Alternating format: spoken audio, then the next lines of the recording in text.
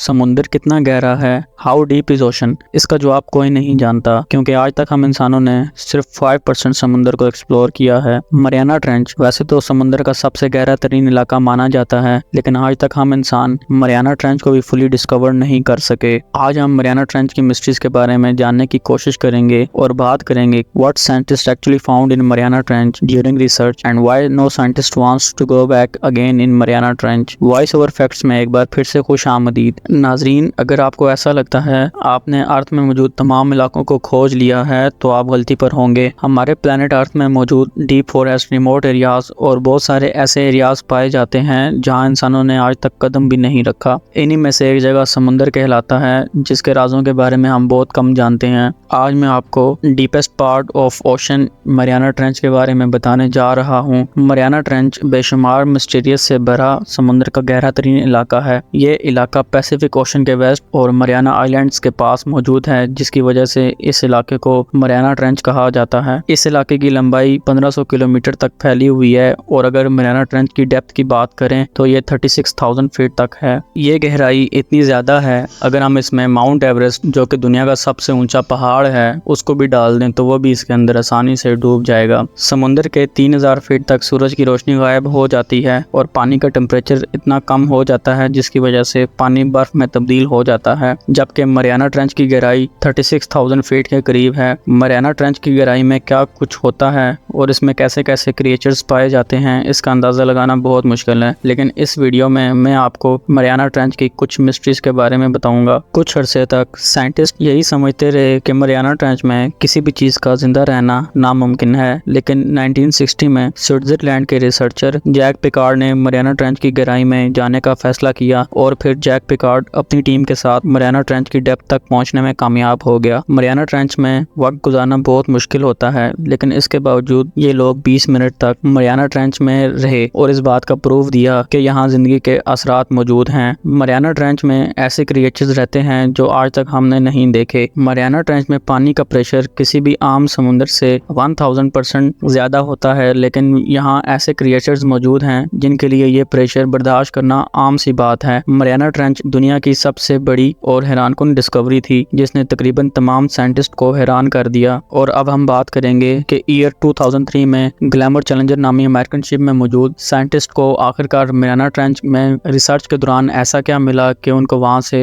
जाने का फैसला करना पड़ा। आज से तकरीबन 20 साल पहले 2003 में ग्लैमर चैलेंजर नामी अमेरिकन शिप ने मरियाना ट्रेंच के मुतालिक जानने के लिए इसमें एक हेडहोज नामी डिवाइस भेजी और इस डिवाइस को कंप्यूटर के साथ कनेक्ट करके मॉनिटर किया जा रहा था कि अचानक शिप के क्रूज को डिवाइस के पास एक इंतहाई खौफनाक आवाज सुनाई दी और इनकी डिवाइस को किसी चीज ने बहुत ताकत के साथ नीचे खींचना स्टार्ट किया। ये ताकत इतनी ज्यादा थी कि ये डिवाइस शिप से टूटने वाली थी। शिप में मौजूद इंजीनियर और रिसर्चर्स ने फौरन इस डिवाइस को ऊपर खींचना स्टार्ट कर दिया और आखिरकार इस डिवाइस को जिस चीज ने पकड़ा हुआ था उसने छोड़ दिया और जब ये डिवाइस ऊपर आई तो क्रू मेंबर्स हैरान रह गए। इन्होंने देखा डिवाइस के ऊपर किसी मॉन्स्टर जैसी मखलूक के दांतों के निशान बने हुए थे। ये निशान इतने बड़े और गहरे थे जिसकी वजह से डिवाइस की कई स्टील्स की केबल टूट चुकी थी और फिर इन्होंने इस वाकये को ये कहकर इग्नोर किया कि डिवाइस मरियाना ट्रेंच में मौजूद किसी बहुत बड़े पत्थर के साथ फंस गई थी। लेकिन जिस जगह ये डिवाइस भेजी गई थी वहाँ किसी पत्थर का होना नामुमकिन सी बात थी। कुछ रिसर्चर्स और साइंटिस्ट का ये ख्याल है कि ये मेगलोडॉन का काम है। जी हाँ, आपने सही सुना। अगर आप मेगलोडॉन के बारे में नहीं जानते तो मैं आपको बताता चलूं कि मेगलोडॉन को हिस्ट्री की सबसे बड़ी शार्क कहा जाता है और ये तकरीबन 80 फीट तक लंबी हो सकती थी। मेगलोडॉन किसी मॉन्स्टर से कम नहीं थी। मेगलोडॉन की नस्ल आहिस्ता आहिस्ता इस दुनिया से खत्म हो गई, लेकिन आज भी कुछ साइंटिस्ट ये समझते हैं कि मेगलोडॉन आज भी समुंदर के किसी गहरे तरीन हिस्से में मौजूद है। मेरी अपनी जाती राय है, अभी तक साइंटिस्ट और रिसर्चर्स ने समुंदर का टोटल 5% एक्सप्लोर किया है। अगर 95% मजीद एक्सप्लोर किया जाए तो मेगलोडॉन शार्क जैसे भी बहुत बड़ी मखलूक आज भी मौजूद होंगी। जबकि साइंटिस्ट आज भी इस बात का यकीन रखते हैं कि मरियाना ट्रेंच की डेप्थ में मेगलोडॉन आज भी मौजूद होगी। नाजरीन, मरियाना ट्रेंच के अंदर कौन रहता है और यहाँ कौन से क्रिएचर्स रहते हैं ये हम थोड़ा सा भी नहीं समझ सकते और इसीलिए समुंदर का ये हिस्सा आज भी मिस्ट्री से भरा पड़ा है। उम्मीद है आपको आज की ये वीडियो पसंद आई होगी। आपके प्यार बड़े कमेंट्स के लिए शुक्रिया। मिलते हैं एक नई इंटरेस्टिंग वीडियो के साथ। मुझे दीजिए इजाजत। अल्लाह हाफिज।